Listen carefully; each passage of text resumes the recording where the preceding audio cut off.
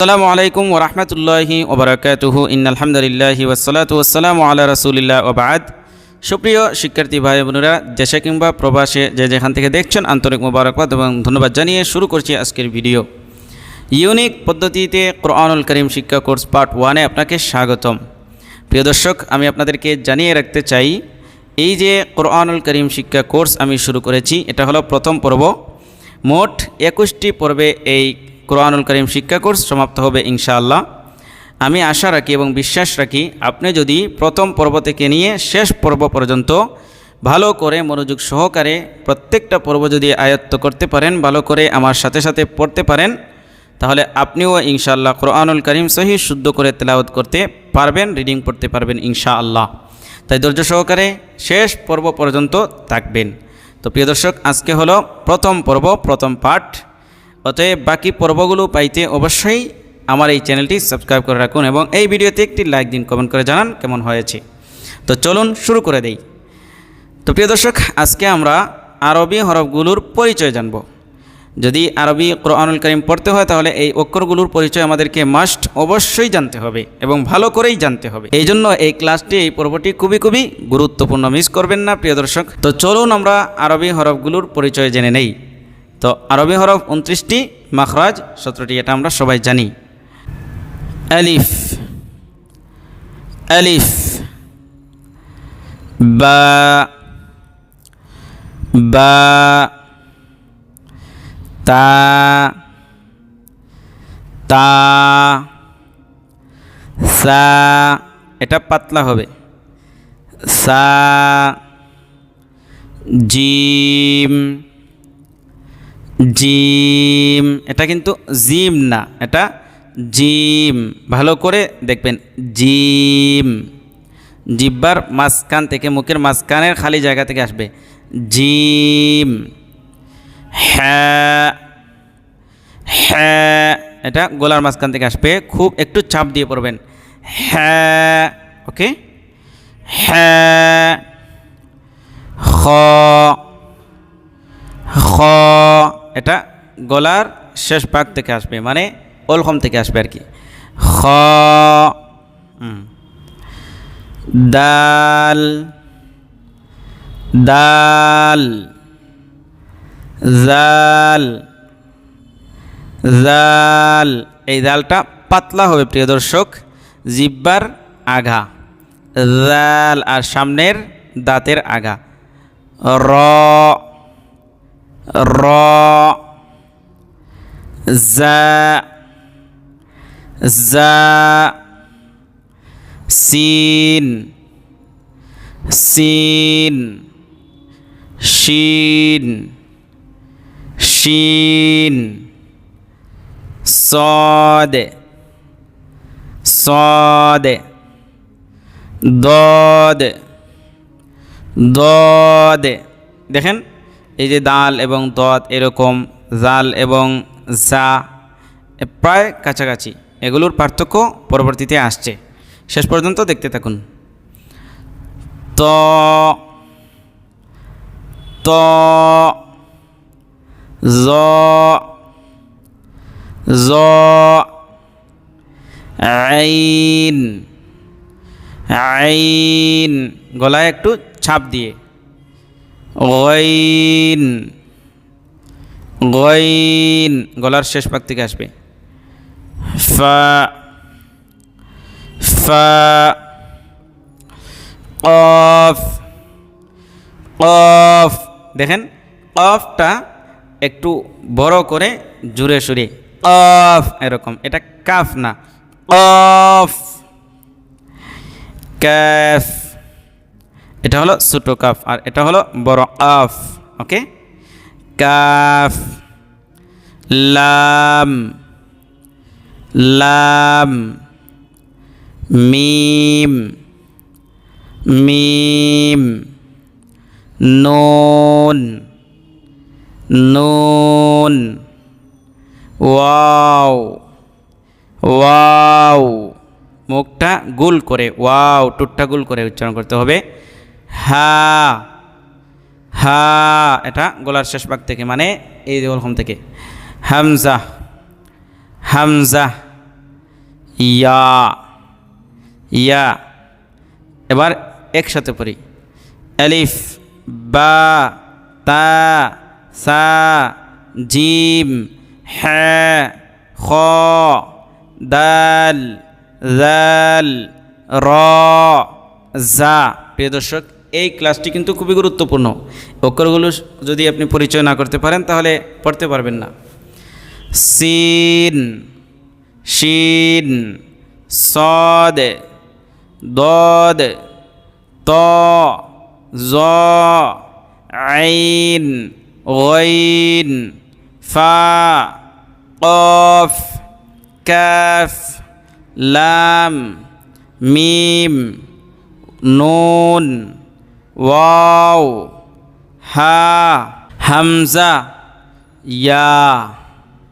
প্রিয় দর্শক, এবার আসি আমি প্রথম পাঠের অনুশীলনে। দেখেন, এটা কি হামজা, এটা কি হামজা।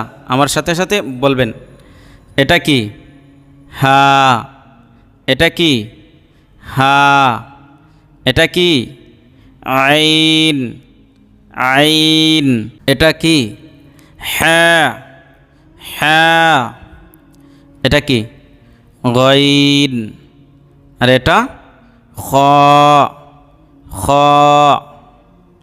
এরপরে এটা অফ অফ, ওকে। আর এটা কাফ কাফ, আর এটা জিম জিম, এটা শিন শিন, আর এটা ইয়া ইয়া, আর এটা দদ দদ, আর এটা লাম লাম, আর এটা নুন, এটা র, এটা থ নুন র থ। এরপরে দাল, এটা কি দাল, এরপরে তা, আর এটা সদ সদ, আর এটা সিন সিন, আর এটা জা জা, আর এটা জ জ, আর এটা জাল জা জ জাল। দেখেন, এই তিনটা কিন্তু এক ক্যাটাগরির, জা জ জাল। এটাকে একটু চাপ হবে একটু, আর এটা একবারে পাতলা হবে। এটা সা সা, এটা কি ফা ফা, ওয়াও ওয়াও, বা মিম মিম, আর এটা হলো আলিফ। এবার হরফ উচ্চারণের পার্থক্য।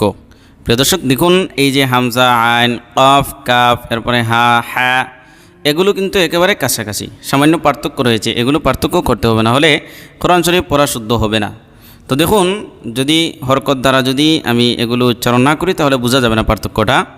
এই জন্য আমি হরকতের আলোচনা যদিও করিনি, কিন্তু এখানে হরকত দিয়ে দিয়েছি। পরবর্তী ক্লাসে হরকত নিয়ে আলোচনা করব। তো হামজা এবং আইনের মধ্যে যে পার্থক্যটা আছে দেখুন, হামজা জবর আ, হামজা জবর আ মানে আ না, কিন্তু আইন জবর আ, গলার মাঝখান থেকে একটু চাপ দিয়ে, ঠিক আছে। হামজা জের ই, আইন জের ই। এবার দেখুন, হা এবং হ্যার মধ্যে যে পার্থক্যটা আছে উচ্চারণের, দেখুন হা জবর হা, আর হ্যাঁ জবর হ্যাঁ গলার মাঝখান থেকে, ঠিক আছে। হাদের হি, কিন্তু হাদের হি এরকম ছাপ দিয়ে, ওকে। এবার আসি কফ এবং কাফ, এই দুইটার মাঝে পার্থক্য উচ্চারণে। দেখুন, কফ জবর ক, একটু ধাক্কা দিয়ে গলাকে, কিন্তু কাফ জবর কা, স্বাভাবিকভাবে কোনো ধাক্কা টাক্কা নাই। কফজের ই, কিন্তু কাফজের কি, ধাক্কা নাই। আশা করি বুঝতে পেরেছেন। এরপরে জিম এবং জা, অনেকেই কিন্তু জিম এবং জাকে গুলায় ফেলে, উচ্চারণ পার্থক্য করতে পারে না। দেখুন জিম এবং জার মাঝে কি পার্থক্য, জিম জবর যা, জা জবর জা, যা যা। এরপরে জিমজের জি, কিন্তু জাজের জি, জাজের জি, মানে জিমটা এই যে মানে মুখের যে মাঝখান থেকে উচ্চারিত হয়, কিন্তু জাটা মানে জিহ্বার আগা থেকে একটু সামনে থেকে উচ্চারিত হয়। আশা করি বুঝতে পেরেছেন। এরপরে দদ জবর, দদ এবং দালের মাঝে পার্থক্য। যখন দদ জবর দ একটু পুরু হবে, একটু গোল হবে মুখ, আর কিন্তু দাল জবর দা গোল হবে না। দজ্জের দি, দালজের দি। ত এবং তার মাঝে পার্থক্য দেখুন। ত জবর ত, তা জবর তা, তদের টি, তাজের টি।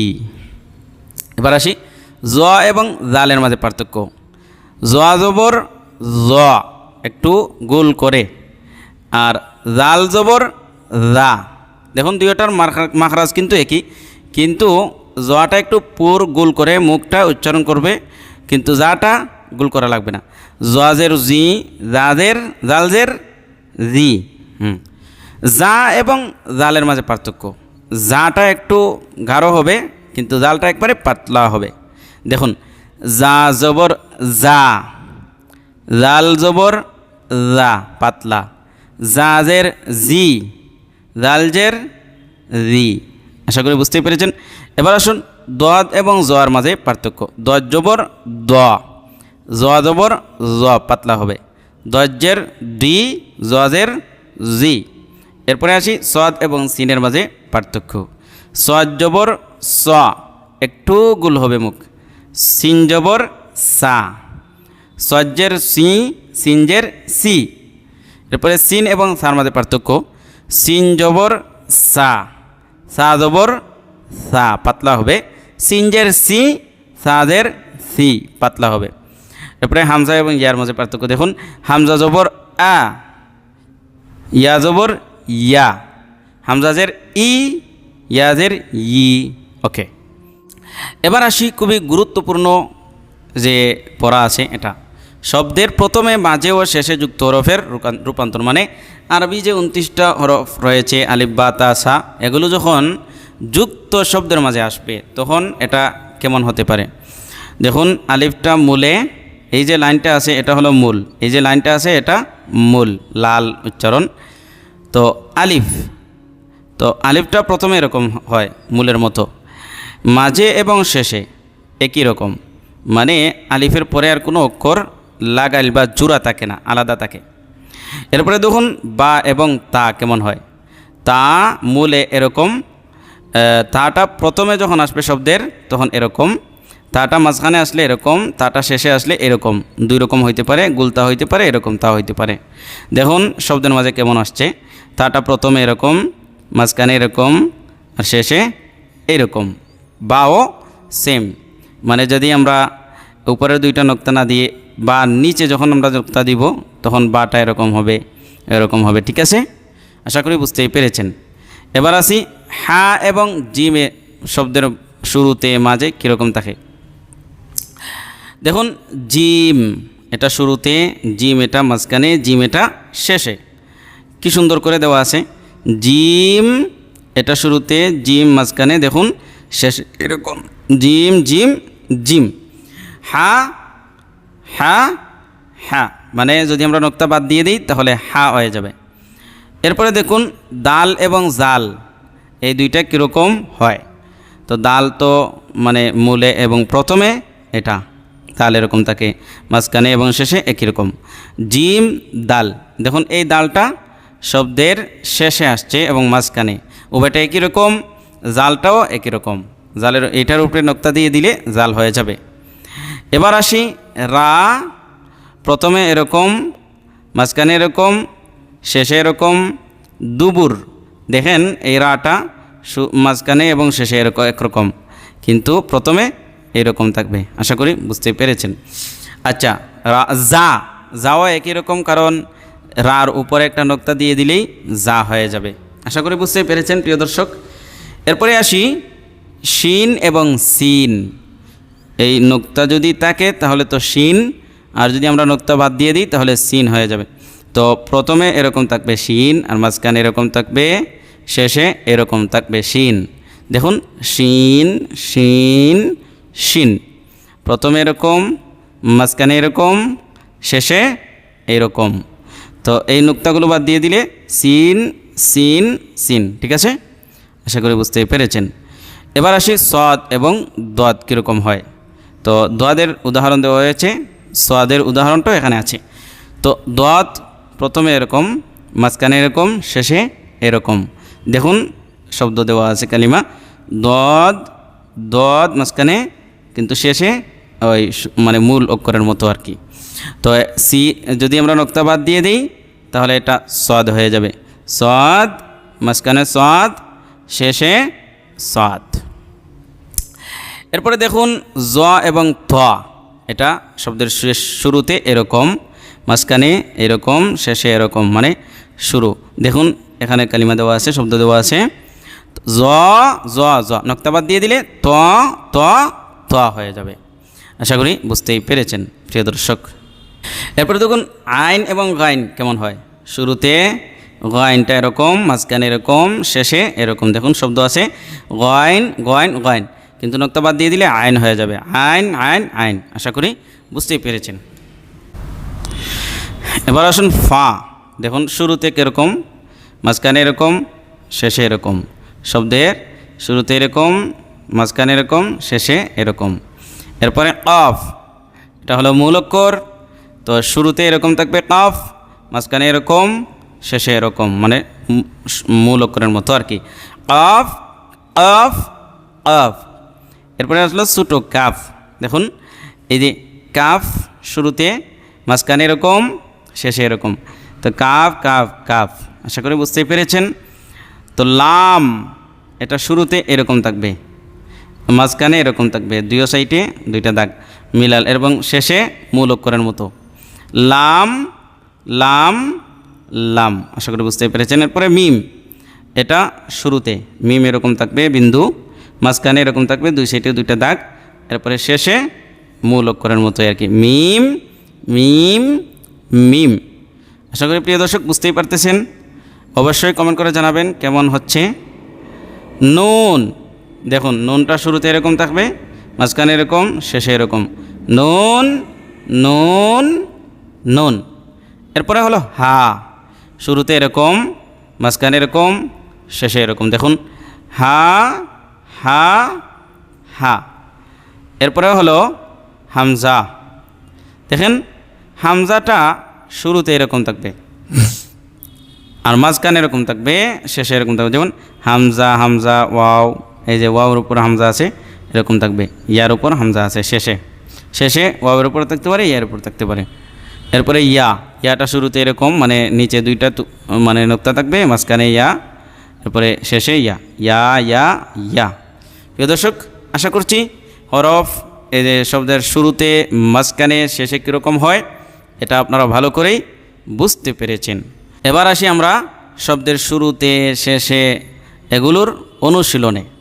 দেখুন হা, এটা কিন্তু এই হাটা, এই যে শব্দের শুরুতে না মাঝখানে, শব্দের শুরুতে হাটা আসে। আর এটা কি হার পরে কি আলিফ। তো আলিফ আমরা পড়েছিলাম শব্দের শেষে এরকম হয়। এরপরে দেখুন আইন, আইনটা এটা কি শব্দের শুরুর আইন না মাঝের আইন না শেষের আইন? এটা হলো শব্দের শুরুর আইন, শুরুতে এরকম থাকবে আইন, আর আলিফটা তো আলিফই। এরপরে হা, হাটা কিন্তু শব্দের শুরুতে থাকে, হা আলিফ। এরপরে অফ আলিফ, অফটা শব্দের শুরুর, আর এটা আলিফ। এরপরে কাফ, এটা ছোটো কাফ, এটা শব্দের শুরুর। এরপরে শিন, শিনটা শব্দের শুরুর। এরপরে আলিফ। আশা করি বুঝতেই পারতেছেন প্রিয় দর্শক, অবশ্যই জানাবেন। ইয়া, এটা কিন্তু শব্দের শুরুর ইয়া, এরপরে আলিফ। ঠিক আছে। আর এটা কি লাম আলিফ, এটা কি লাম আলিফ, লামটা শব্দের শুরুতে এরকম থাকবে, আর আলিফ তো আলিফই। এরপরে মিম আলিফ, দেখুন মিমটা কিন্তু শব্দের শুরুর, আর আলিফটা তো আলিফ মাঝের এবং শেষের। হা অফ, দেখেন হাটা কিন্তু শব্দের শুরুর, আর কাফটা এটা কি শব্দের মাঝখানের না শুরুর না শেষের? এটা শেষের আফ। আফটা শব্দের যখন থাকবে তখন এটা শেষে এরকম থাকে, এটা শেষের আফ। এরপরে দেখেন বা ত, বাটা এরকম থাকবে, তটা এরকম থাকবে, এটা কিন্তু শব্দের শেষের ত। সা মিম, সাটা শব্দের শুরুতে আর মিমটা শব্দের শেষে, ঠিক আছে। এরপরে হামজা নুন আলিফ, আলিফ নুন আলিফ, দেখেন আলিফটা শব্দের শুরুতে আসছে না, তো শব্দের শুরুতে তো মূল অক্ষরের মতোই থাকে, আশা করি বুঝতে পারতেছেন প্রিয় দর্শক। এরপরে নুন, এটা শব্দের মাঝখানে আসছে, হ্যাঁ শব্দের মাঝখানে আসছে, আর এটা হলো আলিফ, আশা করি বুঝতে পেরেছেন। দাল মিম আলিফ, দালটা শব্দের শুরুতে এরকম আসে। এরপরে মিম, মিমটা শব্দের শুরুতে এরকম আসে, কিন্তু দালের সাথে যেহেতু পরবর্তীতে কোনো অক্ষর মিলে না, এই জন্য এই মিমটা মাঝখানে আসলেও শুরুর মতোই দেখা যাচ্ছে, আসলে এটা মিম, মাঝখানের মিম। এরপরে আলিফ তো আলিফ, আইন জিম বা, আইন এটা শব্দের শুরুতের আইন, এরপরে জিম এটা হলো মাঝখানের আইন, দেখতে পাচ্ছেন। এরপরে বা, ইয়া লাম জিম, দেখেন লামটা মাঝখানে কীরকম আসছে, হ্যাঁ। এরপরে সিন লাম বা, সিনটা শুরুতে আসছে আর লামটা মাঝখানে দেখেন কীরকম আসছে। এরপরে সিন হা বা, সিনটা শুরুতে আসছে, হাটা মাঝখানে আসছে দেখুন, আর বাটা এটা হলো শেষের বা। এরপরে খা লাম ফা, এখানে শব্দের শুরুতে খাটা আসছে আর লামটা মাঝখানে, ফাটা শেষে। বা খা লাম, এরপরে সিন লাম খা, লাম বা সিন, বাটা দেখেন মাঝখানে ক্রম আসে। কাফ তা মিম, দেখেন তাটা কীরকম আসে, মিম সা লাম, দেখেন সাটা কেমন আসে মাঝখানে। বা হা সা, এই যে হাটা মাঝখানে কীরকম আসলো। হা বা সিন, বাটা দেখেন মাঝখানে কেমন আসে। জ লাম মিম, লামটা মাঝখানে কেমন আসে, দুইও সাইডেই মিলাল থাকবে লামের। আইন জ মিম, জটা মাঝখানে এরকম আসছে। দদ ফা জ, দেখেন ফাটা মাঝখানে কেমন আসে বিন্দু হয়ে, দুই সাইডে মিলাল থাকে। আইন লাম মিম, লামটা মাঝখানে আসছে কেমন। ত লাম আইন, দেখেন তটা এবং লামটা, আইনটা, আইনটা শেষে কেমন আসে দেখেন মূল অক্ষরের মতোই। আইন লাম বা, আইনটা শুরুতে, লামটা মাঝখানে, বাটা শেষে। র ইয়া হা, রাটা শুরু, ইয়াটা মাঝখানে, যেহেতু রার পরে কোনো অক্ষর মিলাইয়া আসে না, এই জন্য ইয়াটা মাঝখানে এরকম আসছে শুরুর মতোই আর কি। হ্যাঁ এটা শেষে আসছে। বা লাম গইন, বা লাম গইন। ফা র অফ, ফা র অফ। জাল কাফ র। প্রিয় দর্শক আপনারাও আমার সাথে সাথে উচ্চারণ করেন। লাম ত ফা, এরপরে কফ তা লাম, এরপরে ফা অফ দাল, দেখেন কফটা কেমন আসে।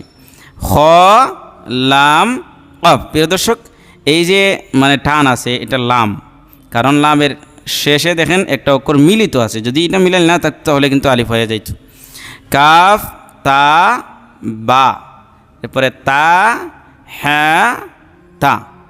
সিন মিম আইন, এরপরে মিম সিন হ্যাঁ, এরপরে শিন মিম সিন, এরপরে লাম মিম সিন, এরপরে সিন লাম মিম, এরপরে বা খ তা, এরপরে ফা দদ লাম, বা আইন দদ, বা তা, এটা দেখছেন তা মাঝখানে কীরকম হয়, হা শেষে হা, এরপরে ফা তা নুন তা, দেখেন এখানে তা মাঝখানে দুইটা মানে নোক্তা আছে, কিন্তু এখানে দেখেন একটা নোক্তা এটা নুন হয়ে গেছে, কারণ নুন শব্দের মাঝখানে এরকমই হয়, এক নোক্তার উপরে এক নিচে একটা টান থাকবে।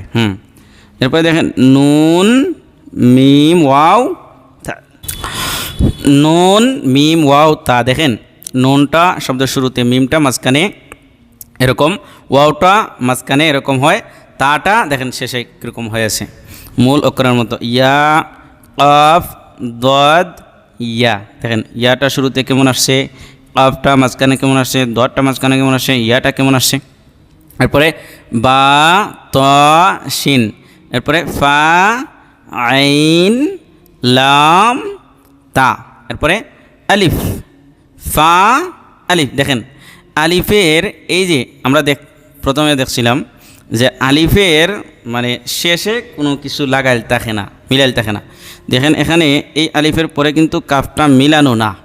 যদি এখানে মিলাইলুনো থাকতো তাহলে কিন্তু এটা আলিফ না হয়ে লাম হয়ে যেত, এরকম। দেখেন এটার সাথে মিমটা মিলানো, এই জন্য এটা লাম, ঠিক আছে। এটা কিন্তু আলিফ, আলিফ ফা আলিফ কাফ, ওকে। সা ইয়া মিম, দেখেন ইয়া মাঝখানে কীরকম হয়, আর সাটা শুরুতে কেমন হয়। আইন জাল আলিফ বা, ঠিক আছে। দেখেন আলিফ মানে শেষে এটা কোনো অক্ষর মিলাল না। তা জিম দাল ইয়া, তা জিম দাল ইয়া। এরপরে কফ সদ র তা, কফ সদ র তা, ঠিক আছে। মিম আইন লাম মিম, দেখেন মিমটা শুরুতে কেমন আসছে, এরপরে শেষে কেমন আসছে, আশা করি বুঝতে পেরেছেন। এবং আইনটা মাঝখানে, লামটা ইয়া ফা আইন লাম, লামটা শেষে কেমন আসছে দেখুন, আর ইয়াটা শুরুতে, ফাটা আইনটা মাঝখানে। ইয়া গয়ন লাম বা, দেখেন গায়ন লাম এটা মাঝখানে কেমন হয়। এরপরে মিম কাফ তা বা, আশা করি কাফটা বুঝতে পারছেন মাঝখানে কেমন হয়, তাটা মাঝখানে কেমন হয়। ফা আইন ইয়া লাম, ফা আইন ইয়া লাম। এরপরে আলিফ দদ হ্যাঁ কাফ, এরপরে জিম দাল দাল, আশা করি বুঝতে পেরেছেন। কাফ আলিফ শিন ফা তা, এরপরে তা আইন জিম বা ওয়াও নুন। এরপরে আলিফ বা র, আলিফ হা ইয়া মিম, খ লাম কফ তা নুন ইয়া। এরপরে দেখেন বা তা সা জিম হা খ সিন শিন সদ দদ ত জ আইন গইন ফা কাফ কফ লাম মিম নুন হামজা হা ইয়া হা। আশা করছি আপনারা ভালো করে অক্ষরগুলো মুখস্থ করতে পেরেছেন। ধন্যবাদ। দেখা হচ্ছে পরবর্তী ক্লাসে ইনশাআল্লাহ। পরবর্তী ক্লাস বা পরবর্তী পর্ব দেখার আমন্ত্রণ জানিয়ে আজকে শেষ করছি। আসসালামু আলাইকুম ওয়া রাহমাতুল্লাহি ওয়া বারাকাতুহু। বৈঠক হতে উঠে যাওয়ার দোয়া। হযরত আবু হুরায়রা রাদিয়াল্লাহু আনহু হতে বর্ণিত আছে, তিনি বলেন, রাসূলুল্লাহ সাল্লাল্লাহু আলাইহি ওয়াসাল্লাম বলেছেন, যে লোক মজলিসে বসে প্রয়োজন ছাড়া অনেক কথাবার্তা বলেছে, সে উক্ত বৈঠক হতে উঠে যাওয়ার আগে যদি বলে অত্র দোয়াটি,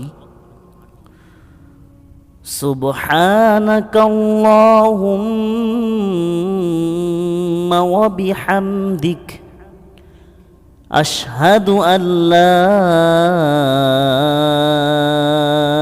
ইলাহা ইল্লা আনতা আস্তাগফিরুকা ওয়া আতুবু ইলাইক।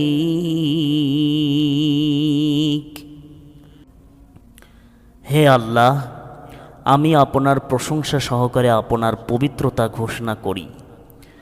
আমি সাক্ষ্য দেই যে আপনি ছাড়া হক কোনো ইলাহ নেই। আমি আপনার নিকট ক্ষমা প্রার্থনা করি এবং আপনার নিকট তওবা করি। রাসূলুল্লাহ সাল্লাল্লাহু আলাইহি ওয়াসাল্লাম বলেন, উক্ত দোয়াটি যে ব্যক্তি বৈঠক শেষে পাঠ করবে, তাহলে উক্ত মজলিসে তার যে অপরাধ হয়েছিল তা ক্ষমা করে দেওয়া হবে।